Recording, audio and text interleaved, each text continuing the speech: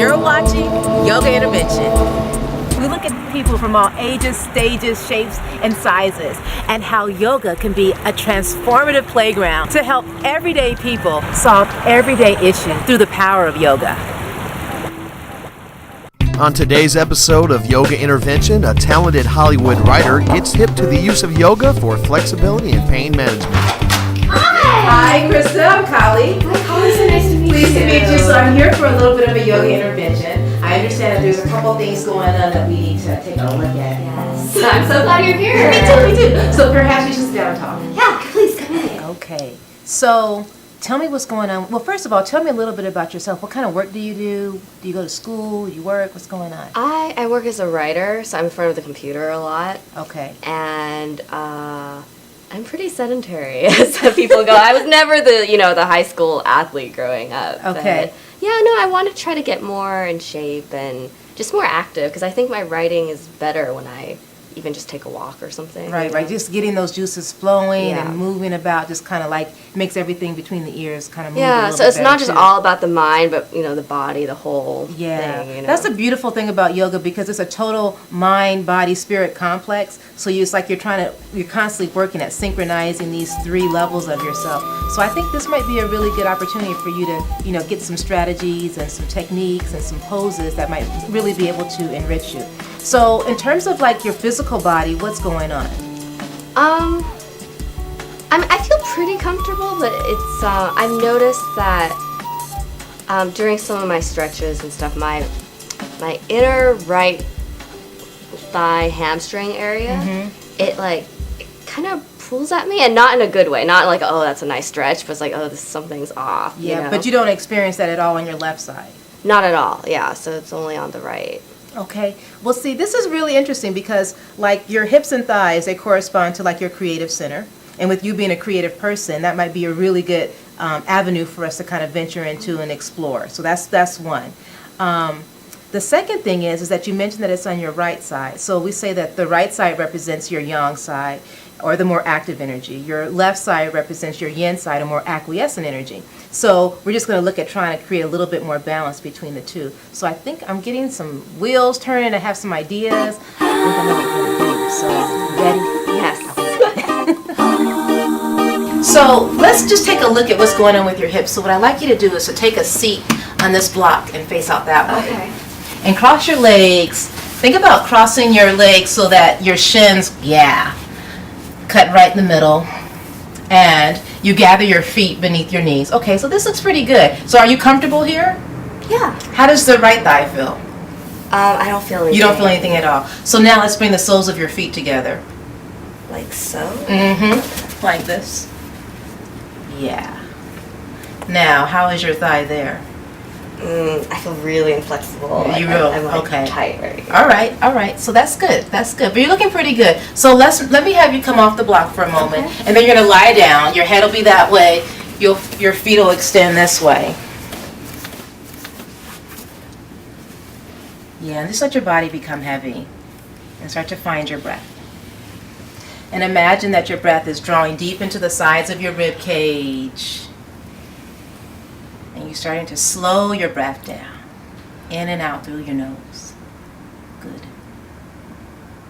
And now, hug your right knee in toward your chest. Interlace the fingers at the top of your right shin. Give it a nice squeeze in. Good.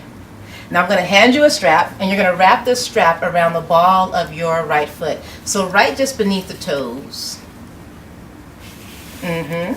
Fantastic. Now extend your right leg long, all the way up toward the ceiling. Yep. And so reach your arms as high up the strap as you can so there's no bend in your elbows. Yep, holding either end of the strap in each hand.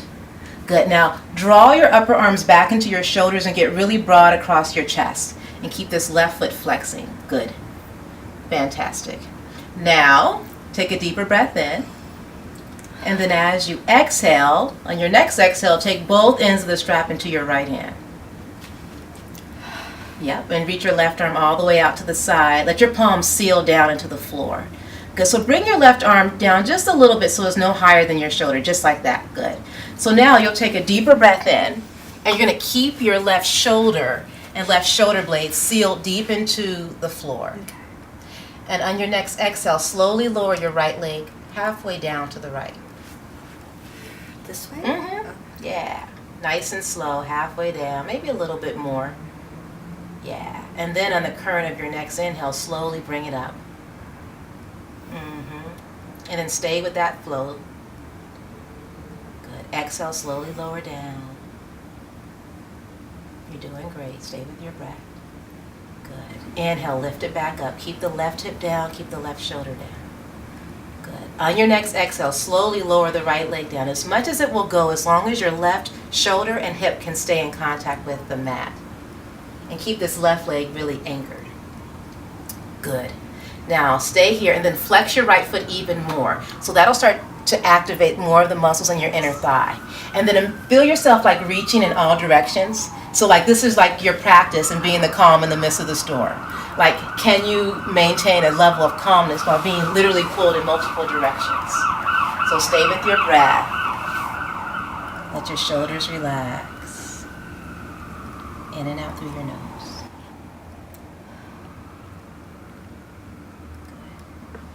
And now, take a deeper breath in. Firm the ball of your foot into your strap and slowly bring your right leg all the way back up to center. Nice and slow. Yeah, good.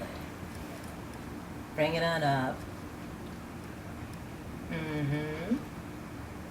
Fantastic. And then once the leg gets upright, go ahead and bend your right knee, release the strap, hug your knee into your chest.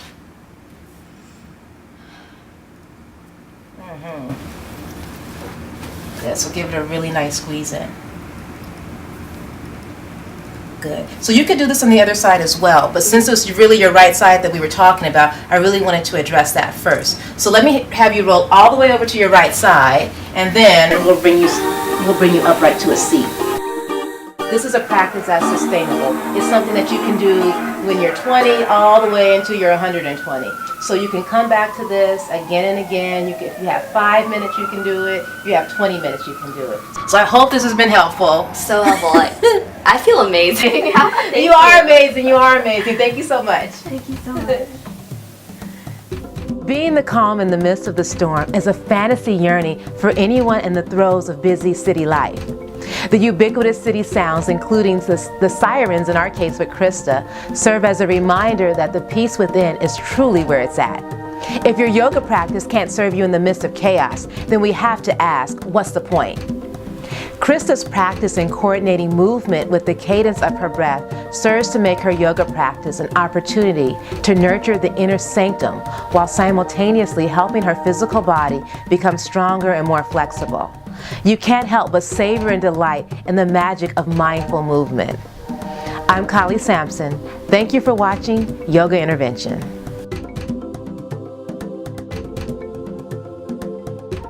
For more information, including instructional videos and other resources, go to KaliSampson.com.